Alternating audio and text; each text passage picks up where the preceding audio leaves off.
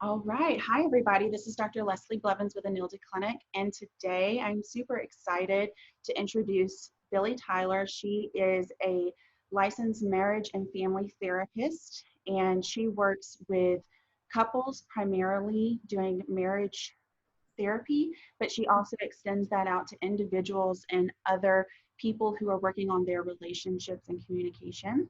Thank you so much for being here today, Billie. I'm really excited to have you and super Thank honored you. to have you too, because you're very specialized. Oh, well, thank you. I'm excited to be here too. Um, yeah, well, let me just share a little bit more about me. So I do work mostly with couples. I really work a lot around communication. So helping couples kind of feel back on that same team, because so often couples can start feeling like they're fighting against each other instead of working with each other. So I would say that's really my area of specialty with couples. And like you, I've actually done quite a bit of training in PCIT, parent-child interaction therapy. And although I don't really practice that much anymore, I actually find that to complement my work with parents pretty well, and being able to integrate some of the things I learned through that training and certification into my work with couples. So also like for parenting, but also even with each other, right? The positive reinforcement and spending time together, some of those same concepts actually have translated. So that's been really cool and interesting. I also am an at-large board member for the Washington Association for Marriage and Family Therapy, and I recently became the membership chair for that organization. So what that means is I'm kind of in charge of meeting the needs of current members, trying to let people know what WAMPT is about, so see if they would like to participate and become a member. So that includes, right now we're working on a new website. I help with the marketing. I help organize networking events for the whole state. There's a holiday party I'm in charge of, so I'm pretty busy with that as well. Yeah, and I'm a doctoral student, so I'm working on getting my doctorate in marriage and family therapy, specializing in couples, actually. So, Love it. Love it. Yeah, I didn't know about the doctoral program. yeah, Congratulations on doing that. thank you. And your new position on the membership committee too. Awesome, thank I've you. been to a few of the WAMPT, am I saying it right? Vamped. WAMPT. I've been to a few of the WAMPT meetings, and they're so good. So, so good. I love it when you guys have speakers and even just the socializing piece. I mean, I know it's all different now with the pandemic, but it's so nice to be able to just network with other providers inside the community and get to know each other's specialties and everything. So I really appreciate all the work that you do with that.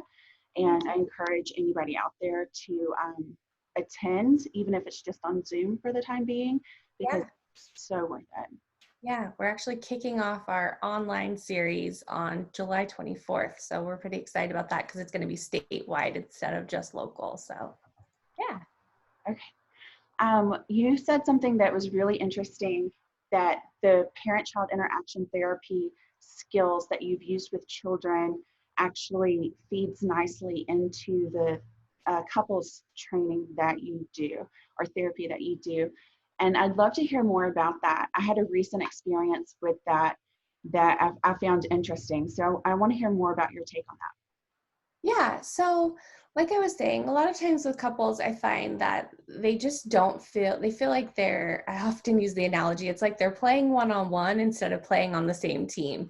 Um, and I have found when working like on communication stuff that some of those same concepts I find myself referencing when working with couples, like um, positive reinforcement, like tell your partner what you want to see, not just what you don't want to see. So I find myself like encouraging that a lot with my couples. So when you say, I don't like that, I hear that, and like, I want them to understand, but then we need to help figure out, what do you want instead? What is it that we're looking for?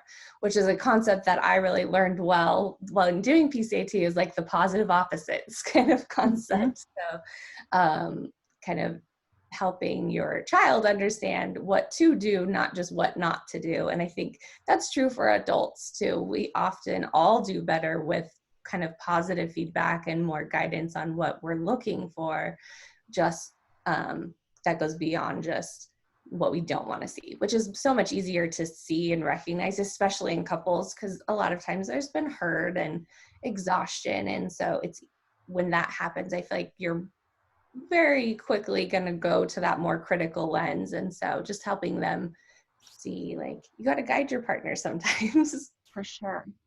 And so in my experience, I just have this one experience that just happened like a week ago, but I was using PCIT with a family that has an adult child with a developmental disability. And I was actually thinking about it because I was like, how do I teach these caregivers to start to recognize the positive qualities in their child? And I've read a couple of the Gottman books, and for everybody out there who hasn't done couples therapy, the Gottmans are a married couple who, in my opinion, not having done the Gottman training, I feel like they basically figured out very behavioral ways of soliciting positive behaviors from each other inside a couple. And to me, it looks exactly like PCIT for children. It's just different words. They use the word bid, right? Like you're trying to acknowledge a bid whenever your partner makes it, and that's just reinforcement.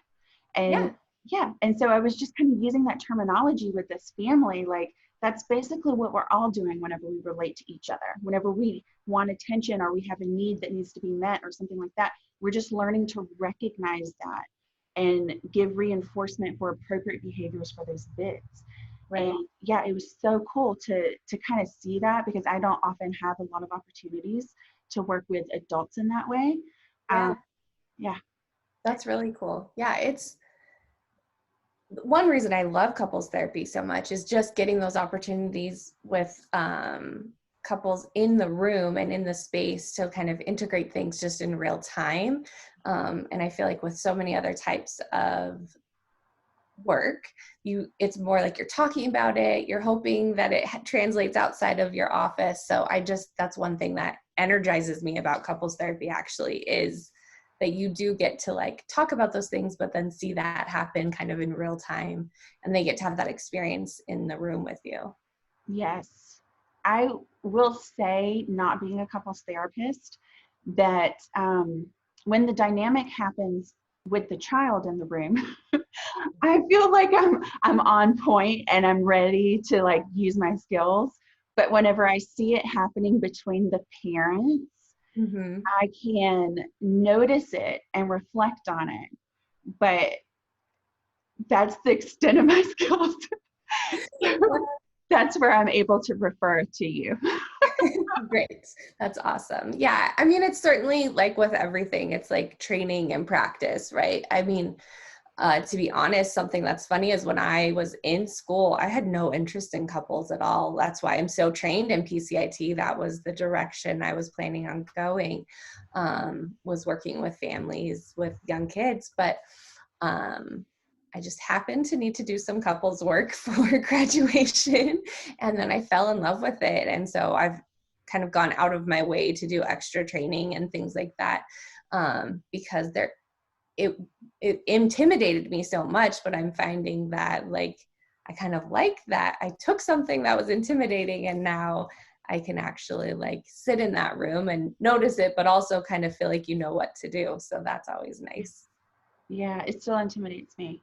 I can see that. Where would a child provider like myself, what would they look for in that family dynamic where you have two caregivers, two parents in the room? What would they look for to know that it's time to refer to a couples therapist such as yourself? Sure. Again, I think what you're really looking for is when they aren't like understanding each other. Like it's almost like you're sitting there and you're seeing that they're almost saying the same thing, but they really feel like they're on way different pages. And sometimes I kind of visualize it almost as like an interpreter. Like you're like understanding one and you're understanding the other, and you're like, you're not that far off. Like, And sometimes that's just sometimes that's a pattern thing, like how they grew up and patterns they developed over time with their like nuclear family of origin, and then their relationships over time. We often all develop patterns over time. And so I always use the analogy, if like one person's a circle and another person's a square, you really start noticing those differences, especially when people become parents or have big life changes, because you can kind of navigate like, oh, I'm always going in circles where I used to stop in corners, or vice versa, right? But when you have kids, now your values come out so much stronger and what's important to you. So it's harder to navigate those changes when you feel very strongly that those are the way that it should be, and you don't understand why it would be any other way. And so just being able to, I would say, when you start seeing that they're not able to navigate through those and they're feeling very kind of stuck on their sides or their teams, that's sometimes the time just to maybe get a little help or tune up on that communication, and like recognizing what the other person's, where they're coming from, because that often softens it, if they can just get understanding. I love that so much. Yeah, that was so clear to me in the context of the type of work that I provide, because much of it is helping the parents to have empathy for the position the child is in. Right. And sometimes each parent is coming from their own point of view. And if they can't generate an empathy for each other's point of view and how they're approaching that child in different ways, it does end up stalling out the child's progress in therapy. And I just love how you frame the values piece, because I have a personal belief that every parent is doing the best that they can. They just have a different set of skills. Yeah. And my job is just a different style. Exactly, right? Yeah, yeah. Oh gosh, I love it. So with your couples therapy, do you have a particular type of orientation or a therapeutic model that you use? Sure. I go, that was very stressful when I started out as a couples therapist. And I found like I've done Gottman's training, I've done some EFT training. I did discernment, EFT, emotional focus therapy. And that's more kind of attachment based. But I find that like what works for me is more of an integration of those ideas. I also use a lot of solution focus. Like I would say that's definitely my lens. So kind of looking, where do we want to go? And then what are maybe times that we had exceptions to the rules? Because I find that couples often can make more long-lasting change and change more easily if it's something they've done before, but they didn't realize it. So if you look back in their relationship and you're like, okay, like it sounds like this time like was working well, or you overcame a challenge there, like what was different, or what helped you overcome that? And so that's really that solution focused lens. But I definitely do integrate aspects of like the communication that we learn in Gottman, or understanding the attachment of our partners from EFT. So I definitely would say like an integrated approach. And I also even throw in a little bit of ACT, like with the values and the mindfulness as well. So yeah, so acceptance commitment therapy, because I think that's a really helpful tool when you're, especially like with parents and those big life transitions, to kind of tap into what are those values each of you are experiencing or guiding from. And so if they can understand that, that also is another way of softening. It's like, oh, like you're not doing this against me, you're doing this because this is important to you. And it's easier to kind of empathize with that. You know, as a personal note, we're definitely, it's weird. We're entering into a political season, which we should have entered into a while ago, but there's so much going on in our culture. It doesn't even feel like a political season to me personally. But I know in past political seasons, I watched a documentary. I've actually watched a couple of documentaries for the political side that I'm not on, I guess you could say. And it was so helpful to me, because I know politics is an area where Americans are very divided and very strong about the side that they're on. And it's hard to entertain any position that's on the opposite side. But the documentaries really went through the life course of the people that they were documenting. And it was so helpful to me to understand the values that led them to make the decisions that they made. Yeah. And I don't know, maybe it's because I'm getting older too, but I think what you're saying makes so much sense, that whenever you understand decisions being made out of a reflection of someone's values, it's helpful to develop empathy and to be on the same team, even Right. whenever Even if you don't beforehand. agree. Exactly. Oh yeah, for sure. Yeah, because I still don't agree with those people's decisions, but Yeah. yeah, I don't think that they're hateful people anymore Right. at Yeah. all. Whereas before, it was unfathomable to me how they could have made those decisions. But Right. now I almost kind of say, like, I respect it because they were doing what they absolutely thought was best, you know? Yeah. Yeah. And I think it's just taking the time to get a little closer. A lot of times with like relationships with all people, right? It's just taking the time to slow down and like, let me understand, be curious, kind of. And even at the end, there's still maybe things that you're like, I'm still pretty hurt by that perspective, or like, I can't really wrap my mind around it, but I can see maybe more about your intent, and that the intent wasn't to be hurtful to me or be hurtful to someone else. And that can just be so powerful. I think in all relationships is just allowing yourself to slow down and just take the time to get to know people. For sure. For Yeah. sure. Can you talk a little bit about the attachment piece in EFT? Yeah, so attachment theory. So it's kind of, how someone seeks and finds a sense of security in intimate relationships. So oftentimes we develop an attachment style when we're younger, and that's kind of how we interacted with our caregivers. And that then turns into kind of our internal working model as we get older.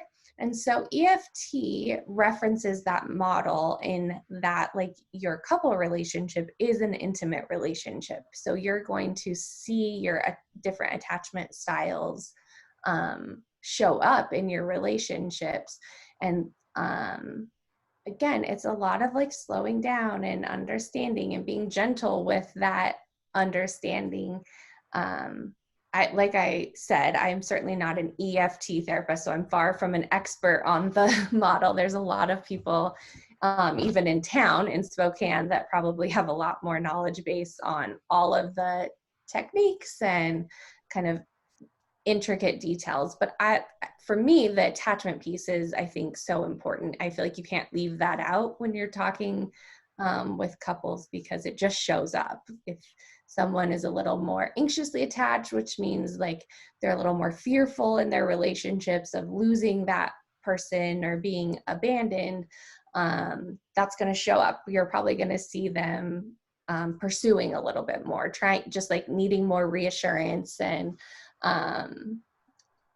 just that sense of security feels so scary.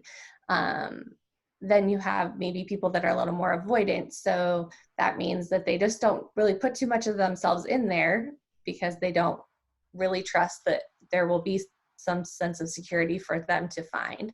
But attachment's like a spectrum, right?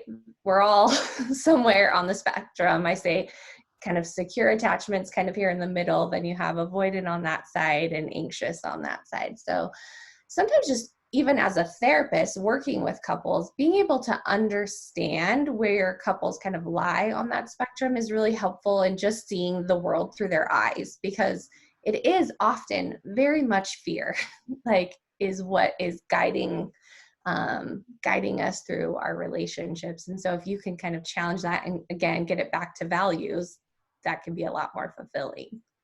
You just made me imagine, maybe you said it, a lot of the actions might be fear-based. You made me imagine the therapy map, which is the ACT matrix. I call it a therapy map in therapy. but it's just this visualization of essentially what's happening in your head per the ACT model. And almost every time what's happening in someone's head is they're having these thoughts that spur some sort of fear-based emotion, whether it's anger and aggression or feeling overwhelmed or whatever it might be. but those start to come up whenever they feel like they're not able to live in alignment with their values, or they're not able to, if they feel like they're being cut off from someone who's important to them.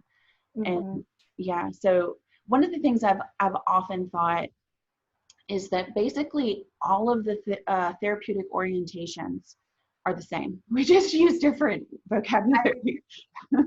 I think that's how I became integrative, because I definitely think it's important to have a lens just as a therapist so that you're looking through that lens and not getting lost, because I think you don't want to just be in the kitchen sink like, oh, let me try this or let me try that. So I think it's important to pick a lens, but then I think you're right. There's a lot of similarities. So oftentimes it's different words or different analogies that are often representing a similar concept. So I agree with that. So whenever you are meeting with a parent couple, would you say that you found any common themes in regards to parenting that come up? I would say, I don't know. I mean, I feel like there's a lot of commonalities in all couples in general.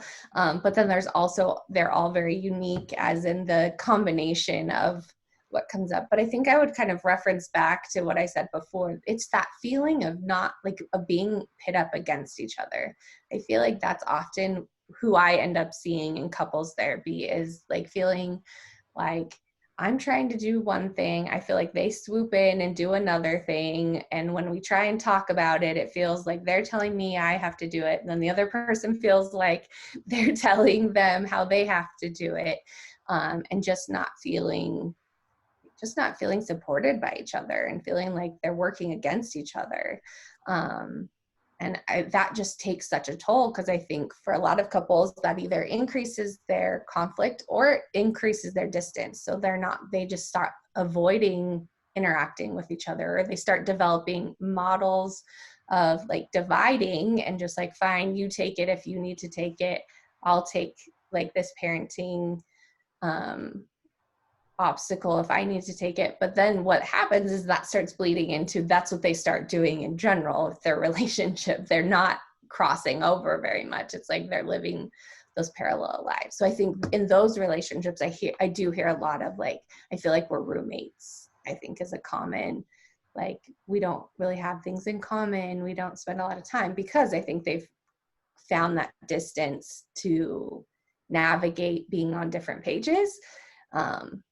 Which I guess is helpful that they're not arguing as much, but then they're not getting the benefits of a like intimate relationship, which is like spending time with someone, sharing in a safe way with someone. Yeah. Would you say then that maybe a warning sign, because I think you might agree with this, that couples therapy isn't just for couples who might feel like they're in crisis. I feel like what you just described sounds like a couple in crisis, right? Once they're living parallel lives. But there are a lot of steps to get to that parallel lives point. Yeah. I think we would both agree to say that you can go to couples therapy whenever you feel like a strong couple, just to make sure that you're staying on the same team. Yeah. I think even I've been doing a lot of premarital counseling, not from like a religious base, but even just couples who are like, we have like a good relationship, we want to get married or we want to be together, but we just kind of want to look at some of our like communications and see like, are there ways we can strengthen it or be practicing it now? But 100%, I think I wish that there wasn't so much stigma with, I mean, mental health in general, but I do think couples counseling, I think there's a lot of stigma that like, if you're going to couples counseling, like you're a step away from divorce. And I think that's so unfortunate, because the couples that do come in when they have a strong relationship, I mean, they just flourish and they get so much more fulfillment out of that relationship that then translates into bigger, like they have better family time. Usually it helps improve relationships with their extended families and their work environments, because they've got that like strong support system at home that kind of fuels all those other relationships as well. And I could imagine that's especially valuable before parenting starts, because I think it's helpful. I, like you were just mentioning, I think, you know, a lot of couples can work in a lot of different ways. There's not a one right recipe for how to navigate. And with that, I think there's a lot of hope that even if you get on different pages, honestly, probably a good percentage of the time, couples really aren't as far off as they feel. They're not, like, usually what brought them together were some shared values, some shared interests. They just need to kind of get introduced to those things to find that they have more similarities than they do differences. It's just those differences have been showing up so much. So yes, I think especially with parents, it can be really helpful. And if you can do that before, I think that's awesome. Like, look at those different ways that you grew up. There's so many couples that don't even talk about, like, what do we want our family to look like or function like? Because they just assume that everyone's family function like theirs, often on an unconscious level. Yeah. You never imagine that it could be different until suddenly you see that someone looks differently. Yeah. Yeah. It's like if, you know, for some families, they don't really talk too much about what's going on and what's bothering each other. And then if you get with someone who their family like argued a lot, like that's a really hard thing to navigate. In one way, that's like terrifying. They're even wanting to talk about issues. It's like, we don't talk about those things. And for the person that talks it out, they feel so lonely. Like, it's like, but I need to talk that out. That's how I process. So but if I think when you can help them understand this is coming and is influenced by something bigger than just like, I don't like to do the thing that you want to do, it really helps like build some of those bridges for them to understand each other and come around. I think that feels like such a sense of safety and peace to know that I would say, you know, the vast majority of couples issues aren't intentional and they're fixable. It's just developing awareness of those underlying values and those underlying habits that you were probably trained to do in childhood, but now you're creating a new sense of habits and attachment with your partner in adulthood.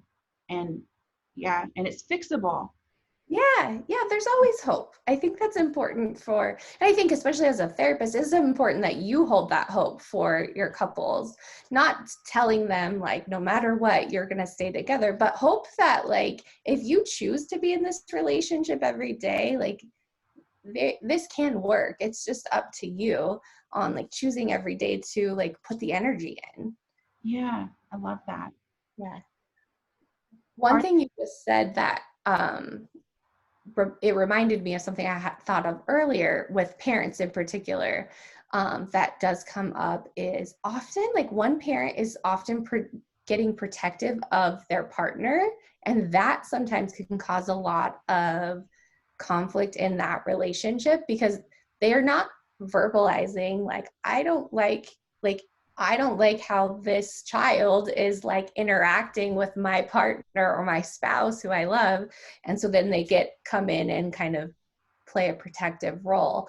And again, sometimes if you can help everyone understand those things, now it looks a lot different than like they're undermining you. Now they're trying to protect you. Now you can work with that. You guys can like navigate that in a different way. Yeah, that's a totally different intention than feeling undermined, for sure. Yeah. For sure. Yeah. I just love that. I love all of that. Are there any, like, I guess for families out there who might not have their child in therapy, because I'm kind of thinking about the pathway to really support a family, and if they need a little bit more than child therapy, and maybe this family sees this video, but they don't have any access to therapy at this moment. Are there any kind of like really key things that might be happening in their life, or I don't know, anything that you'd want to say to them to give them an indicator of taking that next step if they should or not? So are you asking like some things they should be paying attention to see if they should try and make that more of a priority? Yeah. Okay. I think a lot of it is like, how much can you like, how much energy do you feel like you have?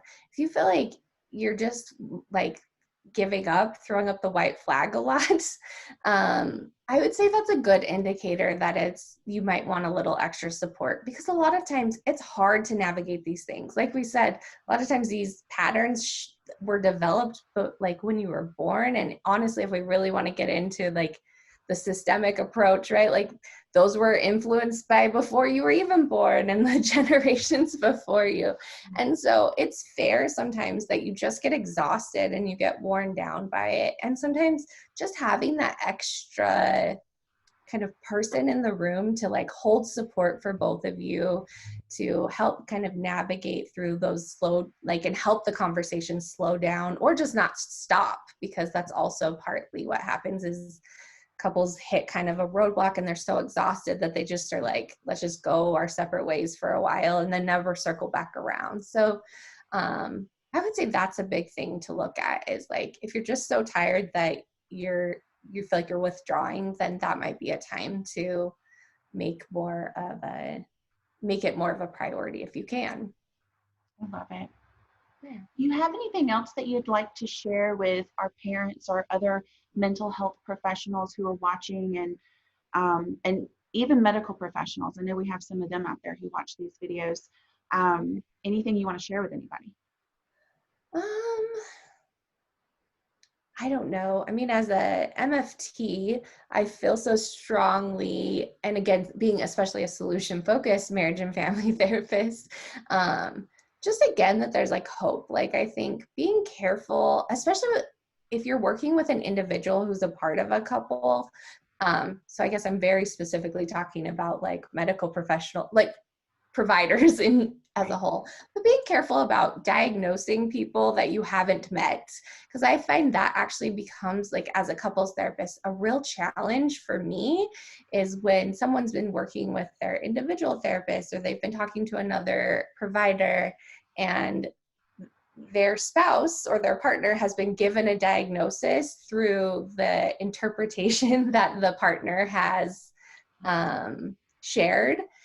It's really, that is probably a more challenging hill to climb for relationships, because even if it's in passing, you think it's a benign, sometimes it just creates this like definition of their partner that they can't get around. Now they feel a little hopeless. They feel like, and oftentimes they're not very accurate. Like if you were to actually interact with that person, I don't know that you would give that, but I could definitely see how interacting with their partner and their perspective, which is very valid though. But again, like kind of takes away from the hope of that relationship at times. Yeah, that is an excellent reminder for everybody out there. And I can see how the trauma of a relationship that is a bit struggling being presented through one partner would make the other person look, like a million different things than what their actual presentation is. And as individual therapists, we're like empathizing with that client, which I totally understand. But I think I did a training with Bill Doherty, and he talked about like making sure that the partner is represented. They're not a cardboard cutout in the room. Like get some context, like get to know that partner more through your spouse, like the spouses. So if your client is the only one coming, like get to know that partner still through their eyes, like question a little bit more, make them more of a human being that's represented in the room. Yeah, I love it. Yeah. Where can people find you if they'd like to seek you out for couples therapy? Yeah, so probably my website's the easiest place. It's just billietylertherapy.com. So super easy. Yeah, you can check out my services. I offer couples counseling. I offer discernment counseling, which is for couples. I like to say couples on the brink, so couples considering divorce. I do some family work and individuals, but often around relationships. And I think we talked about this earlier, but I'm also offering telehealth right now with everything going on. So yeah, you can check out my services, all my information, and contact me through that. Yeah. And I know that you're in high demand. So families out there who are interested in Billie, just know that. Yeah, usually I can get people in within somewhat reasonable time, but I am filling up quickly. Thank you so much, Billie, for coming and chatting with us all. This was a very insightful conversation. It's super helpful. I know whenever we do therapy as therapists, we try to specialize and give really good work into those areas where we know we can do our best work. And so I try to partner with people around Spokane who I know do excellent work. And in my mind, it's a team effort, the same way the medical profession has teams of professionals working on different parts of the body. We're working on different parts of the mind and different parts of relationships. And so I love that you are here and able to really show that that's how therapy works, right? Like none of us do it all perfectly. So yeah, I think that's how most things work. Teams always do better than just a single person. So yeah, thank you so much for having me. This was great. yeah, awesome. All right, guys. I'm going to continue interviewing experts over the next few months. So make sure you sign up for the newsletter. It comes out once a week, and you can get it at enildaclinic.com, and you can just sign up there. I'll see you guys next time. Bye. Bye.